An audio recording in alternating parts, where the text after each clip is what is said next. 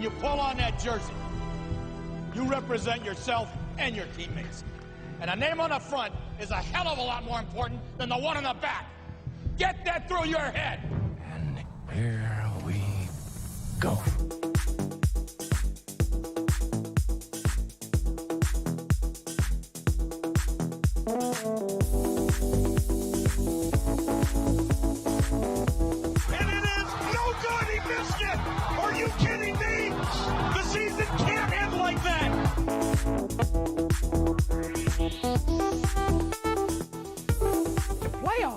Don't talk about playoffs. You kidding me? Playoffs? I just hope we can win a game. What we've got here is failure to communicate. We all go a little mad sometimes. Some goofball in a hat and a red shirt. Now he takes off the shirt. He's running down the middle by the 50. He's at the 30. He's bare-chested and banging his chest. Now he runs the opposite way. He runs to the 50. He runs to the 40. The guy is drunk, but there he goes. The 20. They're chasing him. They're not going to get him. Waving his arms. Bare-chested. Somebody stop that man.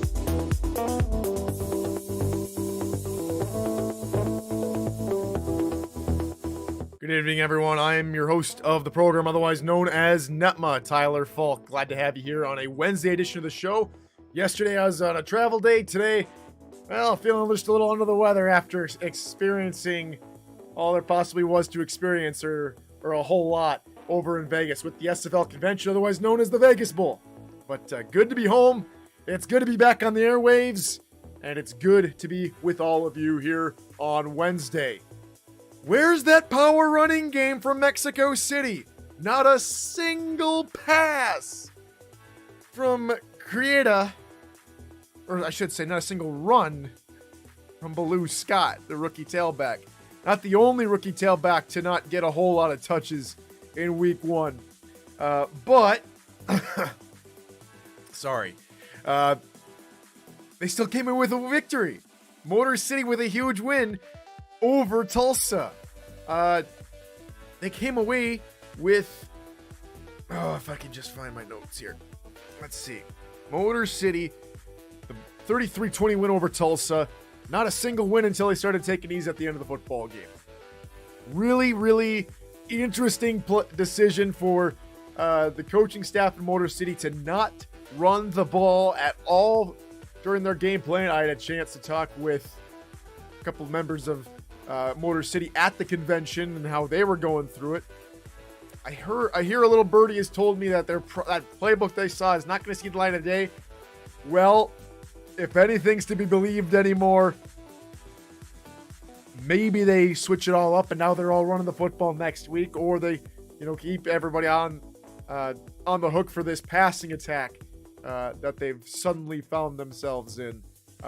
But who knows? Maybe all this publicity of, they got 3 tight ends, only 2 wide receivers. They have the most unproven quarterback in the league. I think that's just all banter at this point. So what do we say about predictions? You got to prove the people who are doing these predictions wrong. And, well, they proved me wrong. They proved a whole bunch of people wrong, getting an opening day win over Tulsa. In a week one that just didn't disappoint, right? A lot of fantastic games. Carolina, LA, 1-point ball game, 15-14 in favor of the Lycans.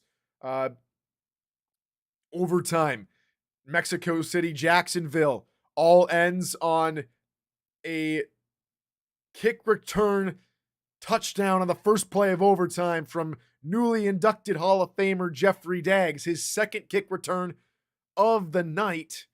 Back over on Monday, the entire HyperX was jumping. Lots of craziness. You could hear it in Chris Slovak's voice, broadcaster for the ball game. What a fantastic ending to that football game. Jeffrey Daggs has a Hall of Fame moment after he gets inducted in the Hall of Fame. So Mexico City with an incredible victory over Jacksonville. Kings fall on opening day. we saw some teams push their luck and some players push their luck. Unfortunately for the Louisiana Revolution, 9 picks against Florida. That's not going to work. That's not going to work. The Revolution fall to Florida, and Florida finally break their streak. So Florida wins 34-13, and Tommy Utah throws 9 interceptions. 3 of them, I believe, for pick sixes. It was a very, very disheartening day one performance, and Florida is probably one of the best teams to tell you, because they've had that long streak of not winning on opening day for, 5 seasons, Doyle? Don't let, he's not going to let you forget. But the opening day is the toughest day of the, is if not the toughest day of the year, second toughest day to the championship ball game to prepare for, because you have absolutely no idea what's going to happen in week one. And it's just like any given sim day, we call it here in the SFL. Last time these two teams met, Florida and Louisiana, it went down to a walk-off field goal for Walter Melanition, and they were only able to win it and not tie it because of a missed extra point earlier in the ball game for Florida. So a wild ride to be sure, and what a better place to have it than Las Vegas. On to a few other games. Houston with a very nice comeback, 25-21 the final score in that one. 3 interceptions for Scar Patterson in the second half seal their fate, and Houston, the newly christened Houston Headhunters, take their first victory of their new rebranding as a franchise. Moving on to Arizona, Atlanta. Eddie celebrated a little bit too hard and jumped off the stage. He busted his ankle, and, well, if your team wins and you bust your ankle, you probably have a good reason to celebrate. I think the joy was worth much more than the pain of the ankle for the time being. Atlanta, very, very. I haven't had a chance to watch that game full back just yet, but very interesting for Atlanta. Again, take all of these games with a grain of salt. There are teams that are going to lose week one, make the playoffs. There's going to be teams that are going to lose bad week one and make the playoffs. And I'm not saying who, not saying which team or which teams, I should say. There's a lot of season left to play, a couple bye weeks to go for each club. But just keep in mind, that's what we've got going. Vice Wars. Las Vegas come away with the win. It was all tied up right until the fourth quarter and right to the end of the fourth quarter, where it looked like Denver, we're going to have one punt return to maybe make something happen. Well, if Turner muffs the punt, Las Vegas recover and put an exclamation point on the game with a special teams touchdown of their own to close out that football game. And Las Vegas went 38-28. Lone Star Fort Worth. Lone Star come away with a big 3-point win over rivals Fort Worth. Really liked the performance from Fort Worth in that ball game, even though it's in a loss. Just a couple untimely turnovers for the new quarterback, and Lone Star take away with the win. London take down Indianapolis 30-16. A couple other scores here. Baltimore take down DC 26-6 in a very defensively minded contest where Baltimore just completely dismantled DC in week one. Charleston say hello to Seattle and give them a 50-burger, though Seattle were the team with the most points for an expansion franchise with 24. Sioux Falls take down Queen City. Queen City's rebuild seems like it's going to take some time. Sioux Falls pick up right where they left off. Really good for them. And I think it's the tale of two franchises. Queen City, 2 seasons ago, really impressive 6-0, and then fell off to finish 8-4 and lose the playoff game. They fell off. They continue to fall off the wagon last season, going under 500. They have a huge changeover in the offseason.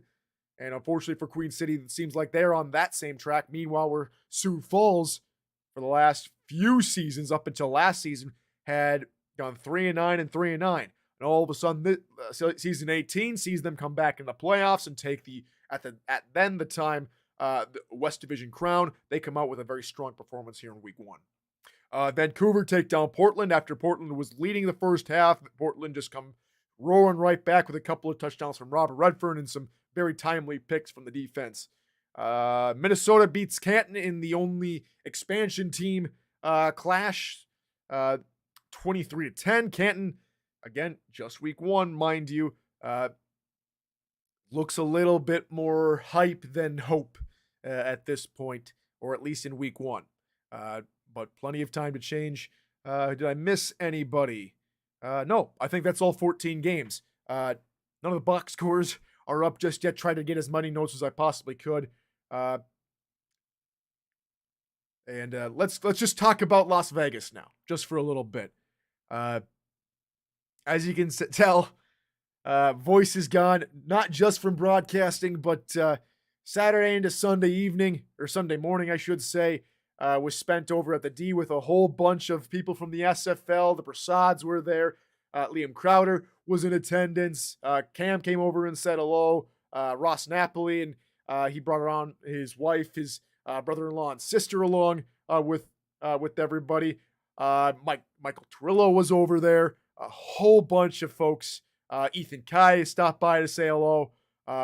We just had a fantastic night out on Fremont Street. It all culminated with us watching an 80s tribute band Saturday evening, and us having just a blast. It was for those of you that are looking at me thinking this guy's too young to remember the 80s, remember what all those songs were. He didn't grow up to them. Well, that's what happens when you have a mom and dad that play 80s in the car when you're growing up. So it was good to just chill for a little bit and decompress with some friends, decompress with I consider everyone I meet in the SFL a friend. And it was a blast that evening. Sunday is when everything's just started to ratchet up a whole new level. We had the Hall of Fame induction ceremony, of course. Jeffrey Daggs, Boo Chisholm gets inducted in. Colin Northrup gets inducted in, of course. Rich Pratchard, the late great analyst for the SFL, Rich gets inducted into the Hall of Fame. Long overdue induction to the Hall of Fame. But every one of those guys, well-deserved inductees into the Hall of Fame. Jeremy Chesney as well, also inducted in the Hall of Fame. And Reggie Streeter, also inducted in the Hall of Fame. Of course, Monday was spent getting ready with the folks from Next Level and the HyperX Arena crew. It was honestly one of the best events I've ever been to in my life, as far as organization, as far as just how everything was planned out. The venue was spectacular in the HyperX Arena. We've shared a few photos in a few different chats here in the SFL. Really enjoyed working with everybody in the SFL, with everybody at Next Level, and everybody at the HyperX Arena. Really, really solid weekend all around. Of course, the games got going a little bit late, but I think just an hour delay to get everything set up. I think no one's talking about that delay instead of everything that happened at the convention and the games and everything else that went on. The hype tunnel, everything was spectacular this weekend with Las Vegas and Vegas Bowl, as we're calling it, HyperX Arena. Hopefully we are there again sometime in the future. And I know I didn't get to mention a whole lot of you, but honestly, it was spectacular to see you all and meet more of you at the SFL convention this past weekend. Hopefully all of you made it back home safely, and we'll see you next year live and in person for another SFL convention. Tomorrow we'll do power rankings, and then Thursday, but right before Friday festivities get going with the regular scheduled SFL games being Friday, Saturday, and Sunday. NETMA will go to a 4-day-a-week schedule. Typically, what's going to happen is Mondays are going to be recap days. Typically, Tuesdays will be interviews, Wednesdays, power rankings, and Thursdays, breakdown of the upcoming week, and some other news and events throughout the week as well. But before we wrap up tonight's show, and as we wrap up tonight's show, there's not going to be any outro music. There's not going to be any jokes or anything going with that tonight, as I want to shout out a member of our community and a member of the broadcast team. Those of you who know Matt Wilson, quarterback and analyst with the SFL, he is in some serious pain as we speak. I'm not going to reveal anything here. I would ask you to ask Mike Daggs what's going on, but due to all different HIPAA laws and all that, I'm not going to say what's going on. Just know that Matt needs our help. Matt needs our help tonight and throughout the rest of this week. He's dealing with some things this week, some health related things this week, and would seriously appreciate our kind words, whether written or voice, to Matt Wilson tonight and through the rest of this week. So as we close up, please keep Matt Wilson in your thoughts and prayers. And on a personal note, Matt, keep fighting, buddy. We're all here behind you. Just keep fighting, man. We love your spirit. We love your jokes. We love your banter. Get well soon, my friend. And that's going to do it for tonight. And until tomorrow, everybody, good morning, good afternoon, and good night.